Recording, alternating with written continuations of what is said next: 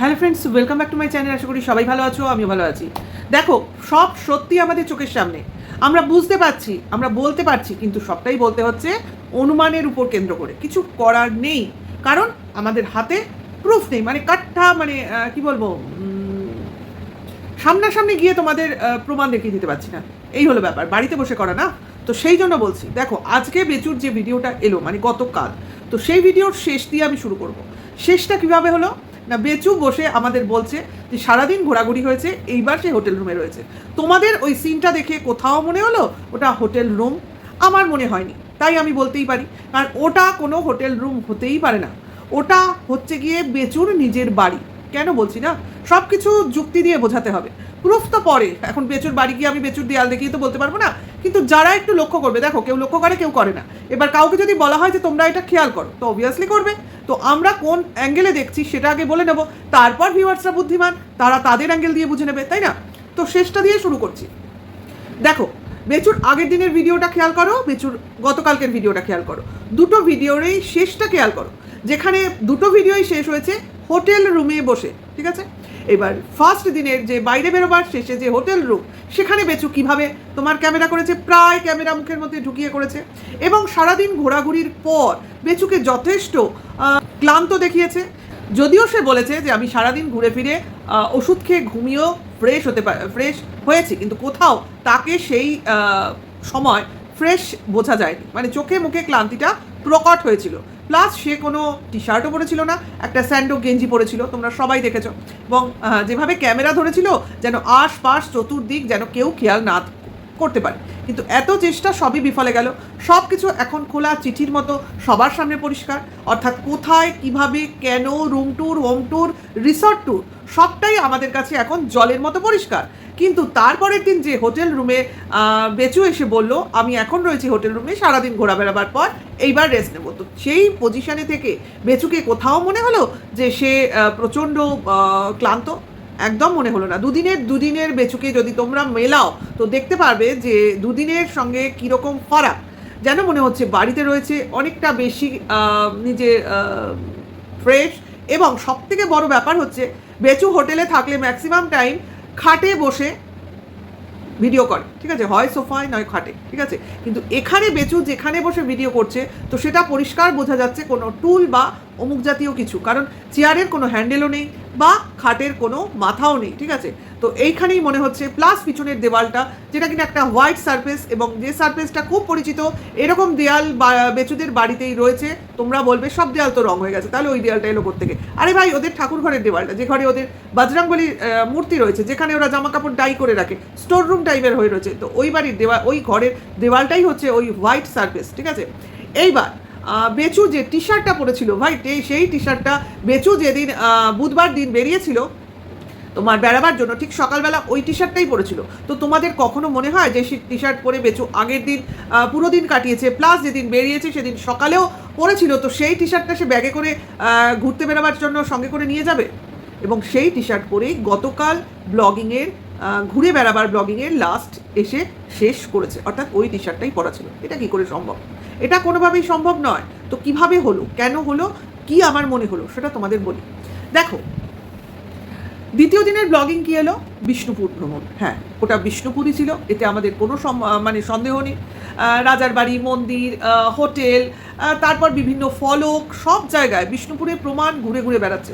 অর্থাৎ বেচু যে বিষ্ণুপুরে রয়েছে, মানে সে যে মুখে বলেছে যে আমি বিষ্ণুপুরে আছি, এবং বিষ্ণুপুর এর যে মন্দির সার্কেল তোমাদের ঘুরিয়ে দেখাবো, সেটা সে তার কথা রেখেছে। অর্থাৎ সে যে মিথ্যা কথা বলেনি, সে যে বিষ্ণুপুরেই রয়েছে, সেটার জন্য সে প্রমাণ মরিয়া হয়ে দিয়েছে। অর্থাৎ সব জায়গায় বিষ্ণুপুর বিষ্ণুপুর বিষ্ণুপুর, এবং তার কি বলবো, কুটির শিল্পের নিদর্শন সমস্ত কিছুই আমাদের সামনে তুলে ধরেছে।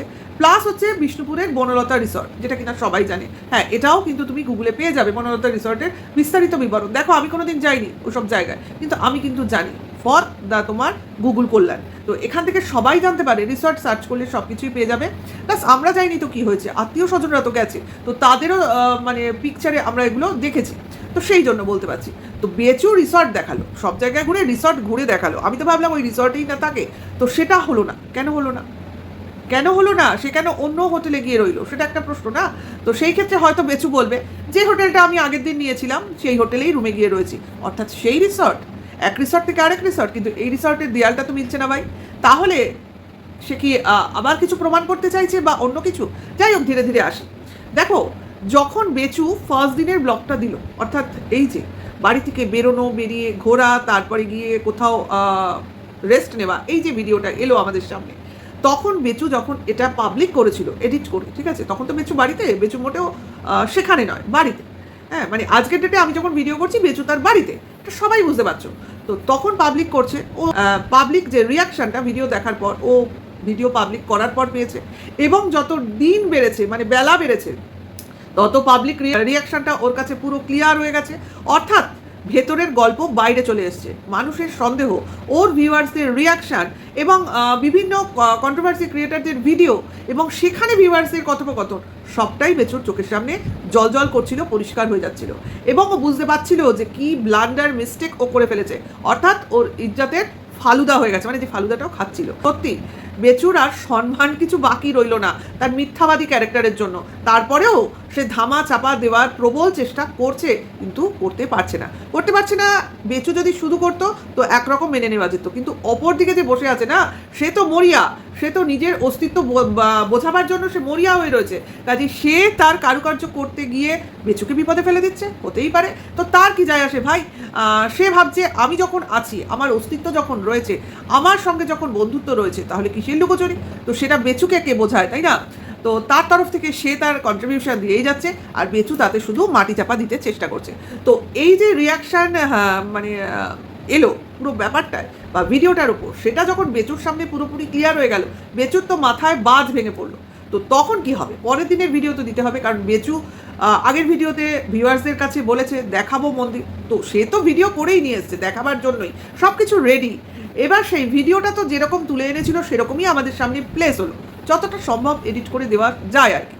এইবার সেইটা দেওয়ার পরে যে লাস্ট পার্টটা এলো, সেটা কিন্তু আগে থেকে তোমার রেকর্ডিং ছিল না, ওটা মানে কারেন্ট রেকর্ডিং হয়েছে, অর্থাৎ ওটার সঙ্গে অ্যাড করে একটা পাঞ্চ করে ভিডিও ছাড়া হয়েছে, অর্থাৎ হোটেল রুমটা খুব সুন্দরভাবে এড়িয়ে যাওয়া হয়েছে।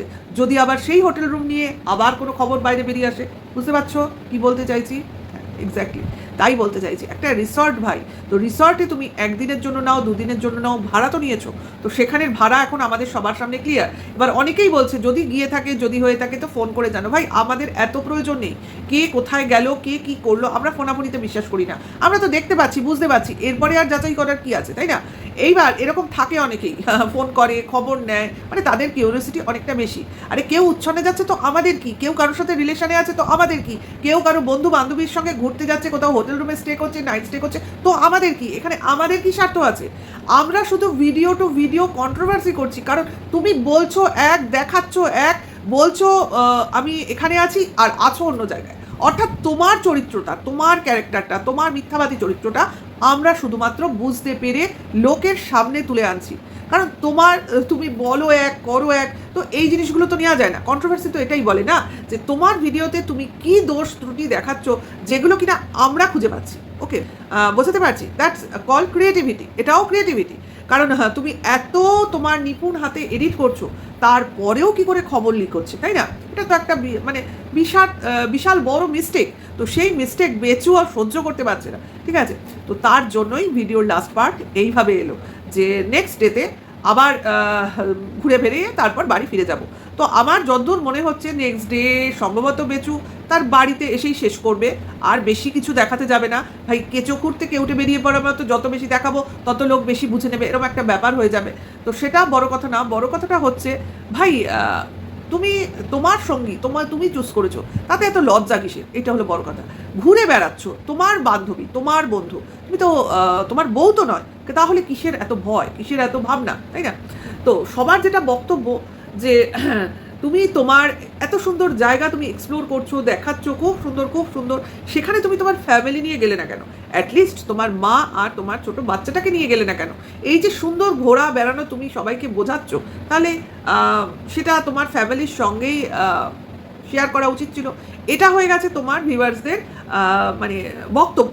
তো সেখানে তাদেরকে বোঝাবে ভাই সবসময় যদি ফ্যামিলি বাচ্চা মা ঢোকে, তো আমার নিজস্ব কোয়ালিটি টাইম, নিজস্ব বন্ধুদের সঙ্গে কাটানোর সময়টা আমি কীভাবে কাটাবো বলো? মানে থার্ড পার্টি যদি সব জায়গায় নিয়ে ঘুরি, তাহলে আমার নিজস্বতা প্রাইভেসি বলে তো কিছু থাকে না। তো সেখানে যদি এই ভিউয়ার্সরা ক্রিয়েটাররা ঢুকে পড়ে কাবাব মে হাড্ডি হয়, তো বেচুর হয়ে যায় অসুবিধা, তাই না? তো বেচুর সেখানে হজম করতেও অসুবিধা হচ্ছে, গিলতেও অসুবিধা হচ্ছে, এখন তো অনেক কিছুর অসুবিধা হচ্ছে, তাই জন্য অনেক কিছু ঘটছে বা ঘটাবার চেষ্টা চলছে। তো দেখো, নোংরা তুমি যতই ধামাচাপা দাও, নোংরার যে একটা দুর্গন্ধ সেটা কিন্তু বেরোবেই, ওটা কিন্তু কখনো তুমি চাপতে পারবে না। কাজেই সেইটাই এইভাবে ক্রমশ বেরোচ্ছে। একটা নোংরা চরিত্রের মানুষ সে কী করে তার চরিত্রটাকে ঢেকে রাখবে বলো তো? যতই তার বিয়ে দাও, যতই তার সন্তান হোক, যতই তার একটা ফ্যামিলি হোক, তার বাবা মাও তার চরিত্রটাকে ঢেকে রাখতে পারছে না। দেখো, তার বাবা মার সঙ্গেও তার রিলেশন সেভাবে হয়তো ঠিক নেই, মনে হয়, বলতে পারবো না, কারণ এই যে ছেলে এমনি তো জন্মায়নি, এই বাবা মার চরিত্র নিয়েই জন্মেছে। এই যে মিথ্যুক ক্যারেক্টার বেচু, তো এটা এসছে কোথা থেকে? তার বাবা মার কাছ থেকে।